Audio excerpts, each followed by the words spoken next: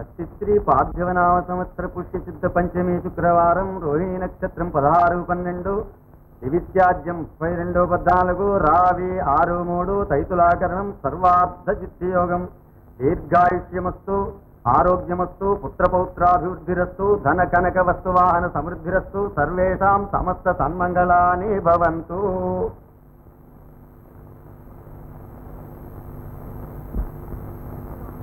శాస్త్రిజీ, మన సుబంధీరావుకి సంబంధం స్థిరపడింది. ఫిరోజుకైన సంబంధం ఉండనే ఉంది కదా. ఈ 2 వివాహాలు ఒకే మారు చేద్దామని మా వాళ్ళ కోరిక. దగ్గరలో మంచి ముహూర్తం చూడండి. చిత్తం మనవి చేస్తా.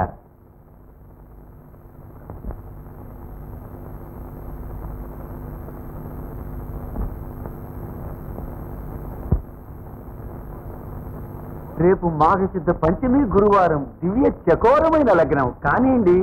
ఆ ముహూర్తం వారికి కూడా అనుకూలంగా ఉండాలిగా. శాస్త్రిజీ, బడేగాం వెళ్ళి కాకాజీ వారితో సంప్రదించి స్థిరపరచుకురండి. చిత్తం శుభస్య శీఘ్రం. రేపే తథాస్తు అనిపించుకొస్తాను. మధ్య ఈ రాయభారాలేమిటో. ఇంకా నయం, కాకి చేత కౌరంపలేదు. ఇటు వియ్యం అటు కయ్యం, 2 జంటగా సాధించుకోవద్దు. అదుంటుని మనకేం కావాలి? పెళ్లి చేసి ఆ పిల్లల్ని పంపితే మన భారం తీరిపోతుంది. సరే కానియండి. తల్లి లేని పిల్ల ఇన్నాళ్ళు పెంచి కడకు రాకపోకలు కంటి చూపులు కూడా లేకుండా. మీ ఇష్టం. మిమ్మల్ని అనేవాళ్ళు ఎవరు? 10 మంది నన్నంటారు కానీ. మరి నన్ను ఇప్పుడు ఏం చేయమంటావు? మహాప్రభు, వివాహం 1000 ఏళ్ల పంట. తమరు తీవ్రంగా ఆలోచించారు.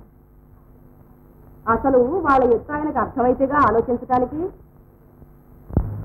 ఇంకా వాళ్ళకి ఏమెత్తుంది చెప్పు? పాపం అని 2 ఊళ్ళు ఇచ్చాం, అదే 10,000 అనుకుని పోయారే. ఊరికే పోలేదు. రఘుబాయినిచ్చి రేపు వివాహం చేస్తే ఈ ఆస్తి ఆ ఆస్తి కలిస్తే ఇక బడేగానే ఉంది. సముద్రంలో కాకిరెట్ట, సమయం చూసి ఎప్పుడో స్వాహ అనుకోవచ్చు అని తెలిసిందా? అయితే రఘుని వాళ్ళకే ఇవ్వాలని సిద్ధాంతంగా ఉంది. ఇవ్వను. మీ అక్కగారు చనిపోతూ చెప్పిందటగా. ప్రాణం పోయేటప్పుడు తెలుసో తెలియకో ఏదో చెప్తే నా ఇష్టం. దారిని పోయేవాడికి ఇచ్చి మూడేస్తాను. దానికేం కర్మం? మన తిమ్మోజికి ఇచ్చి పెళ్లి చేసి ఇల్లరిక ఉంచుకుందాం. చిత్తం మాఘశుద్ధ పంచమి తథాస్తు అనుకున్నట్లేగా. నాకు సెలవు ఇప్పించండి. అనుకోవడానికేం గాని వాళ్ళ ముగ్గురిని ఒక్కమారి ఇక్కడికి రమ్మనండి. వీరికి చూడాలనుంది. పరాయి వాళ్ళవా? అయ్యో కాదమ్మా. మరి సరే రమ్మనండి. నీవా? సరే పోతాను. రఘు, నేను ఇప్పుడు ఎలా ఉన్నాను? పేరుకు తగినట్టే ఉన్నాం. నా పేరు శ్రీ శ్రీ శ్రీ తిమ్మోజీ రాయణం గారు, బడేగాం యువరాజులు గారు. రఘు, మీరు మా తాలూకు శ్రీ శ్రీ శ్రీ శ్రీ శ్రీ శ్రీ శ్రీ యువరాణి గారు. నీ మొహానికి అదొకటే తక్కువ. నేనేం బాగాలేను? నేనే నిన్ను పెళ్ళాడతానని మాకు చెప్పింది. నాకు చెప్పింది. నిన్ను బాగా చెంపలు వాయించుకుని.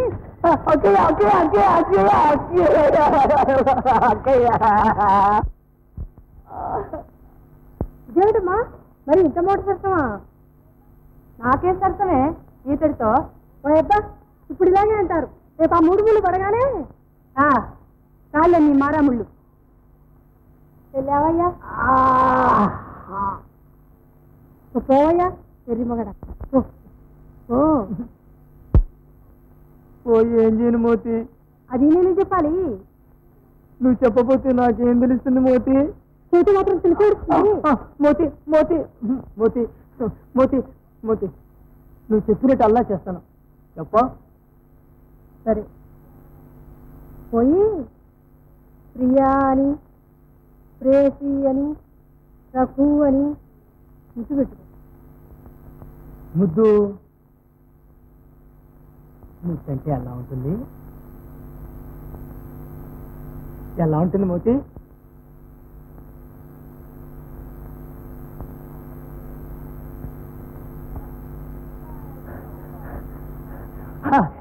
జై జయ వీర హనుమాన్. ఇంతేనా పోతే చూడు ఇప్పుడు ఏం చేస్తాను.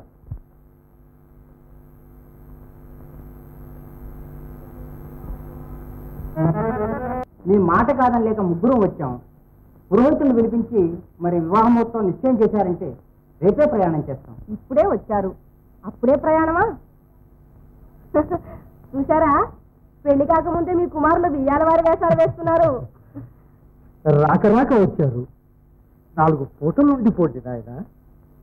అన్ని పనులు సావధానంగా ముగించుకోవచ్చు, తొందరే. క్షమించండి కాకాజీ, మీ కోడలు ఒంటరిగా కోటలో ఉంది. లేకపోతే సరే, నీ ఇష్టం. దివాన్జీ, రేపు పొద్దున్నే పురోహితుడిని రమ్మని కబుర్చి. ఈలోగా మా వాళ్ళకి ఇంద్రమహల్లో బస ఏర్పాటు చేయించండి.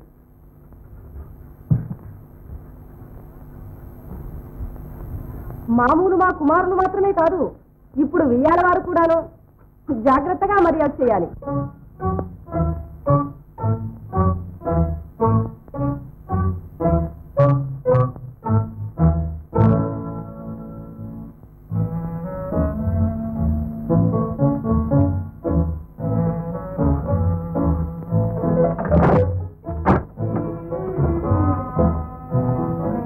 దివాన్జీ, ఇంకా మీరు వెళ్ళండి.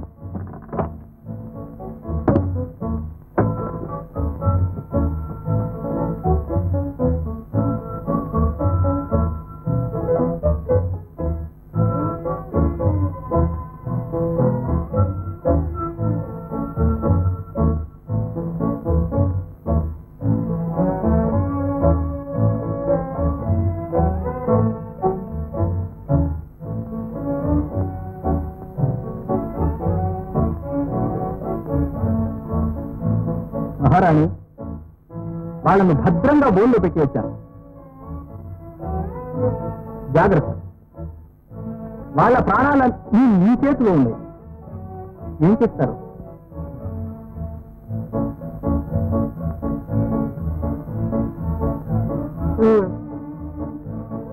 సరే.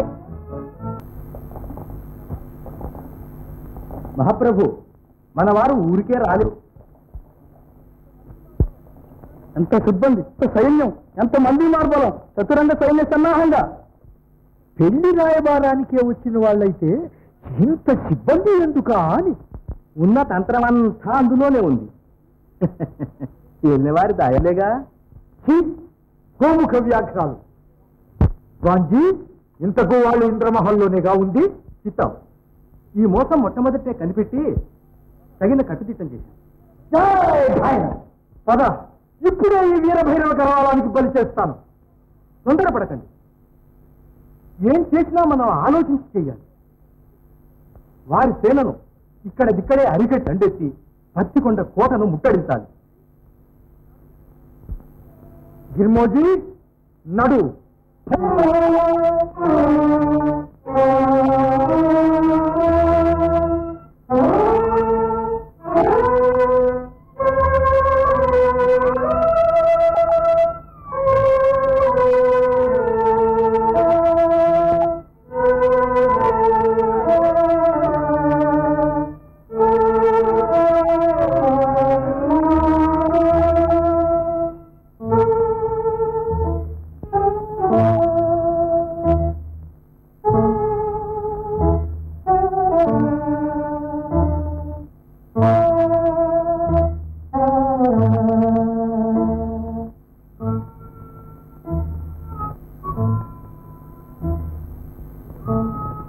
అన్నయ్య, ఏమిటి చిత్రం? మనం తినకుండా చేయుటకు ఏదో విషయమనే ఉండాలి. ఎంత విద్రోహం! దీనికా ఎంత ప్రమాదం!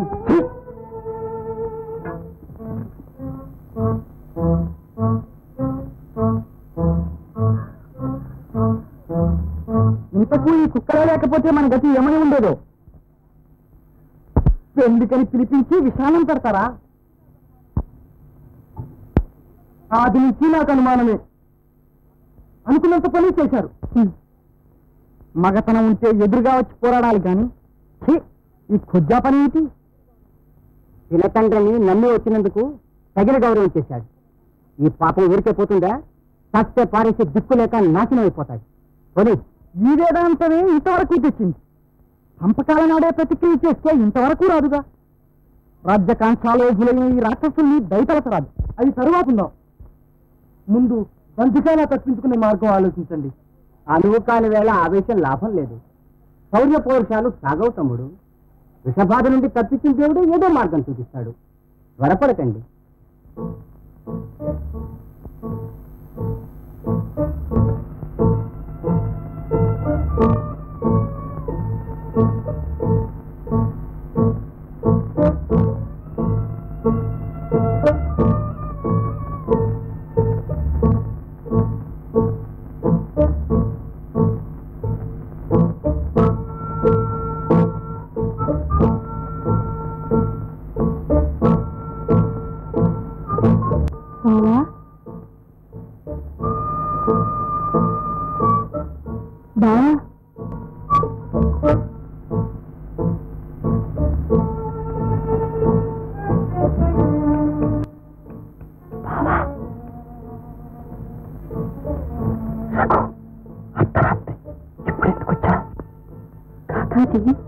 పట్టుకున్న ముట్టడికి వెళ్ళాడు.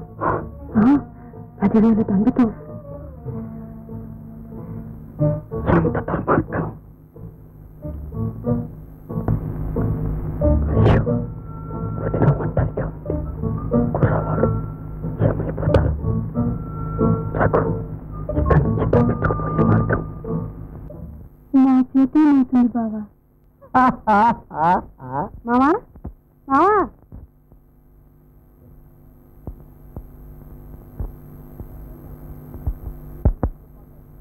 ఇంత పొద్దుపోయి ఎక్కడికి? పొద్దుపోకే పోతున్నాను. ఎక్కడికి? నీకేంది చెప్పాలి? మావా మావా మావా, నిన్నే పిలిచేది. అబ్బా, అరవకు. ఏ దొంగతనానికా? నాకే కర్మం. రంకుతనానికి మోతి ఇంటికి దర్జాగా పోతున్నాం. అయ్యో, ఆ నిద్రస్థ బుద్ధిగాంతి చూస్తే నీ మొహం చెప్పేస్తాడు. నువ్వు చెప్పపోతే నాకు ఎలా తెలుస్తుంది రఘు? నువ్వు నన్ను పెళ్లి చేసుకోపోతువి. అయ్యో మావా, పెళ్ళా? ఈరోజు వాళ్ళు ఇక్కడే ఉన్నారు, మర్చిపోయావా? నరికేస్తారు నిన్ను నన్ను కూడా. మరి ఇంకెలా చేస్తాను రఘు? చావనెక్కర్లేదు. నేను చెప్పినట్టల్లా చేస్తావా? ఓ, గంగలో దూకమన్నా దూకుతా. ఆ ముగ్గురిని ఇక్కడి నుంచి తరివేశామంటే హాయిగా నువ్వు నేను. ఎలా తరివేడు రఘు? చెబుతాగా, ఇదిగో ఇటుకలో తెస్తా. నువ్వు ఇక్కడే ఉండు. జయ వీర హనుమాన్.